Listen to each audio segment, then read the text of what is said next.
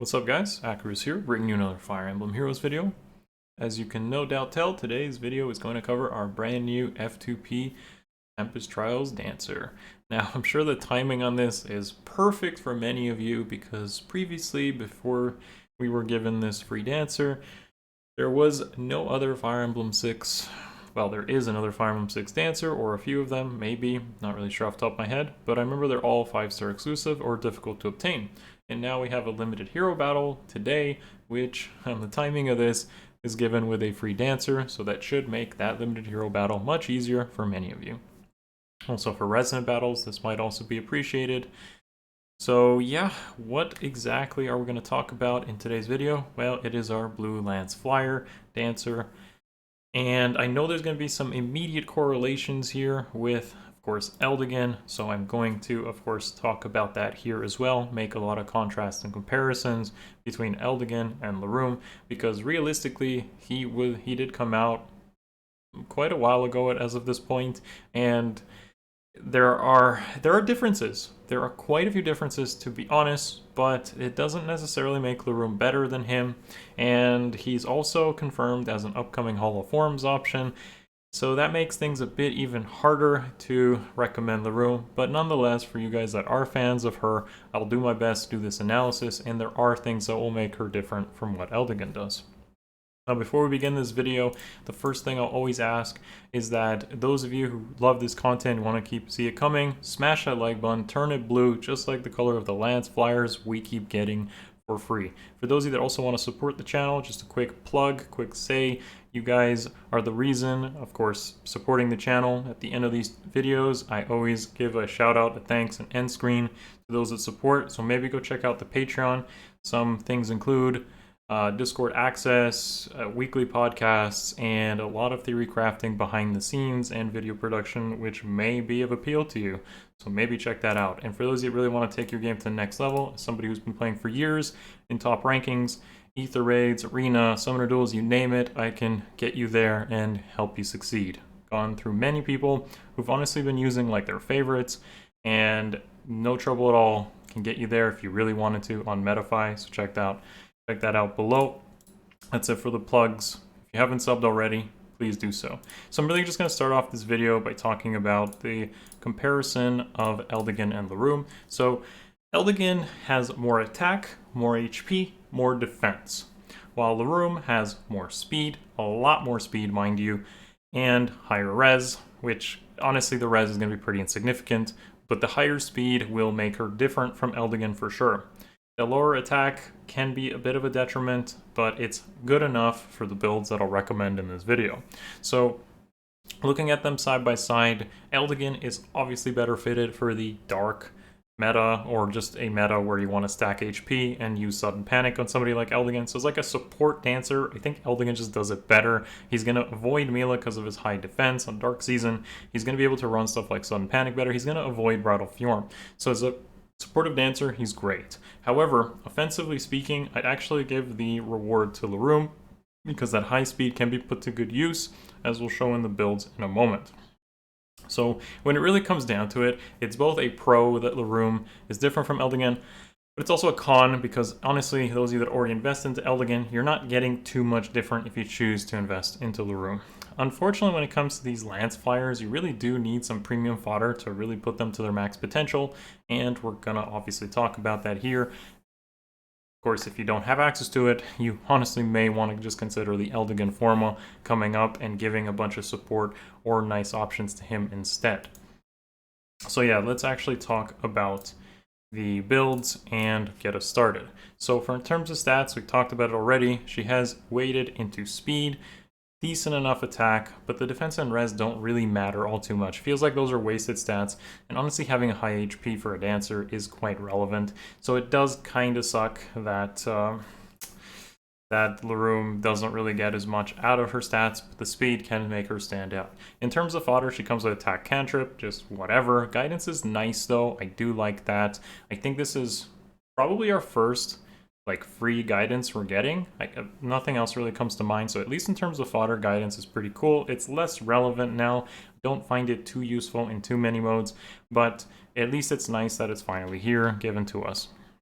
Her weapon that she has for fodder is also kind of whatever. It gives an attack defense boost. It's pretty easy to use, and it doubles up on the bonuses she already has. It's kind of like an attack defense bonus doubler, I suppose. Not really that interesting. Not really too many units that are going to want something like that. Supportive lances like Allied Lance, Wagasa are just going to be better, or Guard Lance for defense, or even the one that Piercing Tribute that like Owain had for offensive reasons. It doesn't really stand out, this lance, in any way, so you don't really want to fodder her, I think. Finally, if you just want to use her as a bonus unit, or you just want some sort of budget dancer who's doing pretty well in your barracks, then Allied Lance, which came off of I really don't remember her name.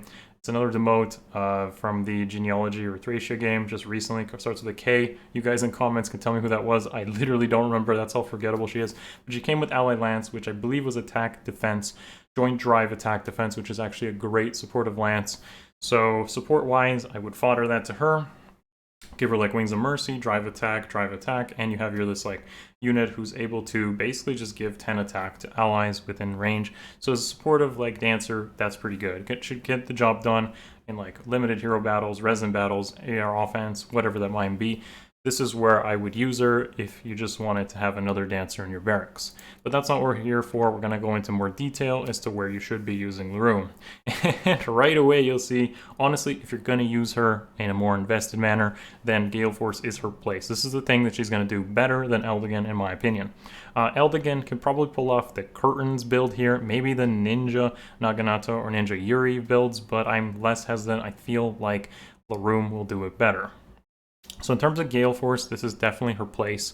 You could technically use her supportive-wise, but I really feel that Eldigan does it better, so not really recommending any sort of supportive dancer builds.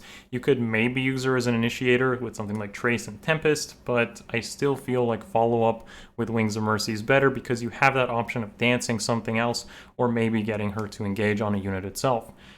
So the variance shown here depends on the fodder you have, and that's why it's a con that you need premium fodder, because you just may not have the stuff or you have to wait for a while. The most accessible one is going to be the Slaying Lance build, but that's still going to want something like Heavy Blade 4, and it's still going to want Attack Defense Rain, because the attack defense rain will help with the heavy blade check. She's going to want an attack IV and quite a lot of investment to make that consistent. So you really want to pump up her attack, and then she's going to use her speed to get off those doubles and realistically have a solid time. I'm going to talk about allies in a moment as well, because allies do really pump up these builds quite a bit or make them more consistent. So you might, for example, see the ninja build and you're like, where's the heavy blade there? Well, again, just give it a moment as I'll show you some of the allies here. Finally, the Curtains build is really just pumping up attack and making that heavy blade check as consistent as possible. Still want attack defense rain, you really want heavy blade, and you really want to make that as consistent as possible. You could also use like heavy blade and seal, and then run like blade session or attack speed catch in the A skill. There are some variants you can make with this, but realistically, heavy blade check being as consistent as possible, and then using like Curtains or Ninja Naginata, going for quads or just as heavy as a hit as possible is the way to use her. In my opinion, this is the best way. So if you wanted to use her and force use her, or at least have another really good dancer in your barracks, she'll be able to pull this off pretty well, especially for an F2P option. Finally, in terms of our allies, so this is like the tested, tried, and true formulas, which are using the accelerators for flyers. And they happen to be Raphael, who's coming back on a bridal banner soon, 4-star focus. I actually recommend getting at least a copy and then combining it with the ephemera for a +1. So he's great. He can be pretty much combined with whoever you want. It really opens up the doors in these type of characters to accelerate them, requiring either less quick impulse or just heavy blades or whatever. It gives you more build flexibility in how you want to use those characters. An even better option, or potentially an alternative, is Valoria, who should be getting refined fairly soon as well, so accelerating even further, and she contributes to Gale Force as well, much easier than somebody like Raphael would. Two dancers can also be a bit awkward, so of course if you have Larum jump in, and then Raphael comes in, and they're both kind of blue physical, you're going to not create the most synergistic comp, whereas Valoria probably synergizes better. Finally, the reason you might not even need a blade skill or the fodder is if you have Thor in your main comps for Astra Season. Now, I've been using Thor myself, in fact, with that literal build you see in the middle there, and she is a great option for starting up the team and then using World Breaker to pretty much apply Heavy Blade, tempo type. It's not tempo, but like just acceleration all over the place. It's really awesome, and if you have Thor, or at least have her in her like as a 6-slot mythic, to initiate and then set up all these Geoforce, the room will fit in really nicely with Thor over there. So yeah, these are the allies I'd recommend, folks, and honestly, she is gonna be a good option for Gale Force, but in terms of support, I really cannot recommend her over Eldigan, who most of you probably have invested into at this point. If you missed Eldigan, then we're technically getting a Forma right now coming up, where you probably, if you have a Forma Soul, likely just want to build him up with something like Curtains and Trace, and like Tempest, Rain Skills, Attack Defense Catch, maybe just Fort Defense Res. Like, all these options are now here. Sudden Panic for Summoner Duels, whatever it might be. Unfortunately, Eldigan is actually going to steal the spotlight from our most recent Tempest Trials release, but if you do like Larum, then consider some of the builds I've shown here, and you may still find some good use for her. With that being said, folks, that is going to be our Larum coverage for today's video, and as you may have expected, I am going to be covering Eldigan in the future Hall of Forms video. Expect that either tomorrow or the day after, whenever I can get it done. So look forward to that, plus all the other Hall of Forms confirmed options, which I believe were Julia and Ethlyn, the dancer versions, and I believe it was Lechisius as well. All right, guys. Thank you for watching. Smash that like button, sub if you haven't already, and I will see you guys in the next video very soon. Peace.